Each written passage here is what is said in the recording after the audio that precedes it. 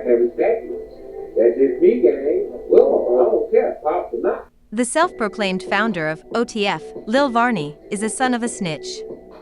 His daddy, Varney Voker, one half of the infamous BD twins from the Randolph Towers housing project on the south side of Chicago, better known as the Calumet Building, were often called the Bentley twins because of their affinity for driving their Bentleys back-to-back, testified against Black Disciples board members, Corey Evans from the Calumet Building, aka the Colonel. Melvin Herbert, who was the chairman of the board, oversaw drug operations for the Newtown BDs, and was called Melbo, or Dad. Yeah, you heard me. Grown men were calling a man, who wasn't their biological father, Dad.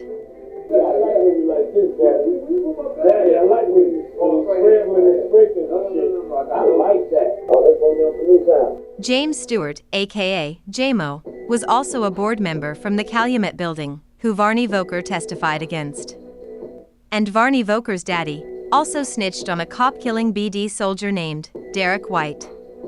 Shout out to Street Certified News for putting the pieces together and laying the rumors to rest. We can't pick and choose who we call a snitch. For years, there were rumors on the streets that the BD twins were rats. Now we know it's not a rumor. It's a fact.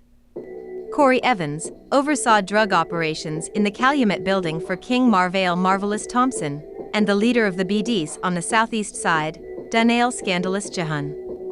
That is until 2 BD members from Englewood were arrested for the murder of the BD twins' nephew on January 1, 2002, when Corey Evans lost his position at the Calumet Building and was replaced by Jimmy McAfee, aka Little Man.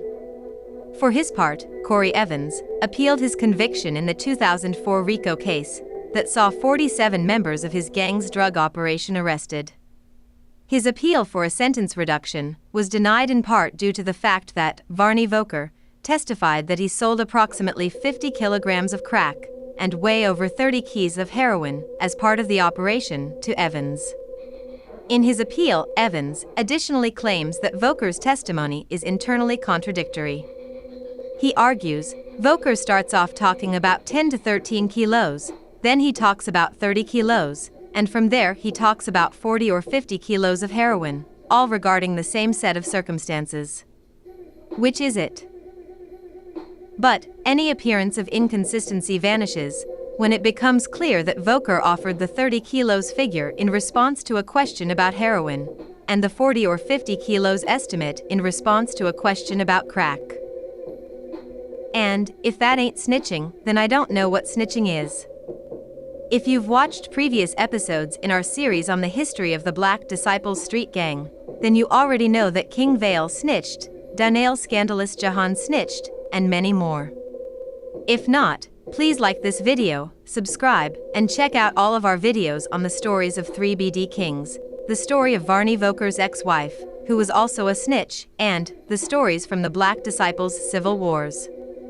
OTF originally was an acronym for the phrase, Only Trey Folks, highlighting the BD's use of 3 extended fingers while flashing gang signs. Lil Durk's and Lil Varney's, OTF, which is an acronym for Only the Family, is appropriate if the family is a family descended from rats. No, I don't give a... No, it's not. I don't give a fuck about them niggas, bro. That's on me. You can't say that, no, you can't. Oh, Wilma, bro, that don't got nothing to do with me, bro. I'm my own man. You can be your own whatever, that's your papa. Your son gotta grow up like this. My dad, label end up a snitch is a lifetime star. You always be in jail, nigga, just mind the law. Varney Voker made millions of dollars selling drugs in the Calumet Building where he grew up with his twin brother Varma, but left his son living in the ghetto. In 1991, Marvale Thompson planned the Black Disciples' takeover of the Calumet Building. The gangster disciples' street tax for selling drugs was too high for GDs like Daniel Jahan, so he flipped to BD, along with the rest of his crew forming the original OTF. Varney Lockhart Voker, better known as Lil Varney or Lil V, was born that year on January 24, 1991. We know from the RICO indictment that on September 29, 2001, 10-year-old Lil V was with confidential witness number 7, who was his stepmother, Jessica Lacey Voker, her 4-month-old son with Big Varney, and Varma Voker's then-girlfriend, in a 2000 Jaguar when 2 gunmen opened fire with machine guns. Varma's then-girlfriend was hit, but luckily everyone survived. In 2004, the BD twins were arrested and the Calumet building was demolished. Lil V started gangbanging hard to earn his own reputation on the streets. He claimed Lamron and Parkway Gardens, now known as O Block, as his hoods. 5 years later, Lil V was arrested on a murder charge in 2009. The guy in the wheelchair, Lil Varney, bro. Lil Varney been like that, bro. Like, that's why I ain't even saying nothing else to Lil Varney. Cause Lil Varney could talk his shit. When he had legs, ain't no nigga play with him. Not saying that I wouldn't play with him, but the niggas who talking to him, they wouldn't play with Lil Varney. I ain't gonna lie. I give him that. I give Lil Varney that. Lil Varney, the only motherfucker ain't living off his daddy's name out here. So yeah, if he hit you a couple times, you might be knocked out because he used his upper body. The nigga in a wheelchair, they upper body strong. But my tension with Bernie is personal, man. It don't got nothing to do with no internet shit, bro. So when I make fun of him in the wheelchair and all that shit, it's just long live one of them. It's just long live, man. That's all. I ain't got nothing. It's just my personal. I don't want y'all to get into it, but it's just I got personal beef with it. On everything, personal issues, bro, that's been going on, that I've been had with. In 2010, Lil Varney was arrested on weapons charges in January and a robbery charge in November. On August 26, 2011, Durk released his debut mixtape, I'm a Hitter, followed by I'm Still a Hitter on April 3, 2012. On October 19, 2012, Durk released his third mixtape, Life Ain't No Joke. In 2013, due to the popularity of L's anthem and its follow-up single, This Ain't What You Want, Durk accepted a joint venture deal with his collective Only the Family and Def Jam Recordings. In June 2014, Lil Varney was arrested with King Von and Mina Red. Lil V and Von got into a shootout with members of 051 Young Money on Mina Red's prom night and had her take the weight for it. Mina Red was King Von's girlfriend.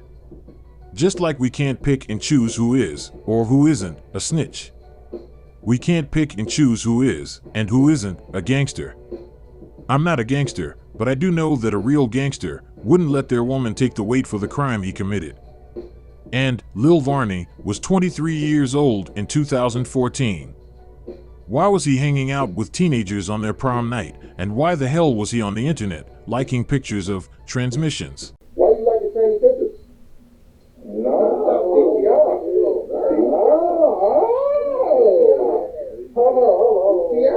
Who you talking to me? Lil V. If I did, so what? Man, fuck up.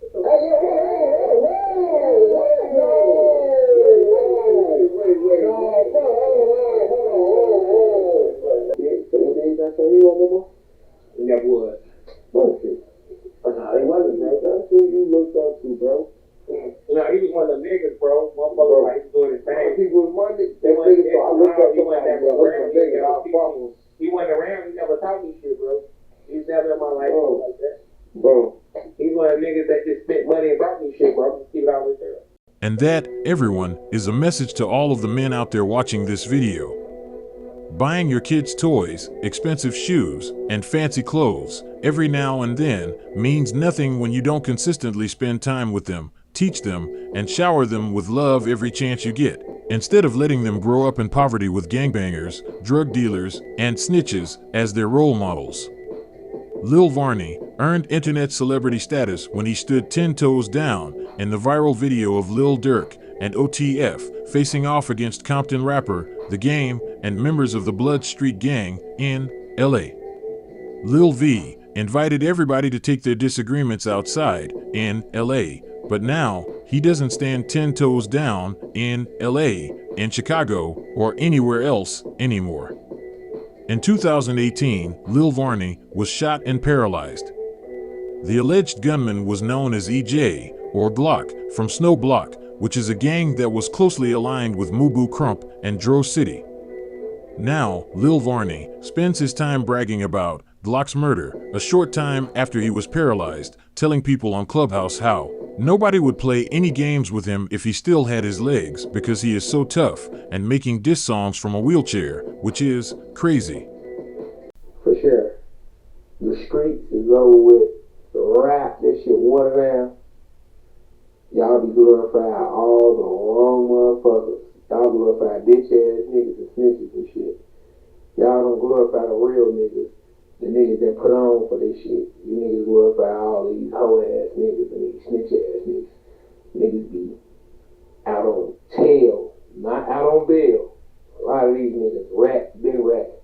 And we sweeping shit under the rug. Yeah, we bogus for a lot of that, but y'all be picking and choosing who y'all want to be a rat. It's not my business to put a motherfucker out there. I'm minding my business. The business that pay me, keep that rat shit away from me, that dick eat shit away from me. Cause you niggas ain't right. None of you niggas. I'm frozen them. But I ain't into exposing you bitch ass niggas. You niggas gonna expose y'all self every time you niggas open y'all fucking mouth. I'm not a phony kicking with niggas. I don't like you bitch ass niggas. You niggas hoes. You niggas be ducking y'all shit. You niggas ain't on shit. I was on my tooth. Niggas know what the fuck I do to one of these bitch ass niggas. Niggas way tired. Got in my situation, you want to play with me. Nigga ain't never played with me. Ops ain't never played with me. The guys ain't never played with me. I don't respect none of you niggas. It is what it is with me, for sure.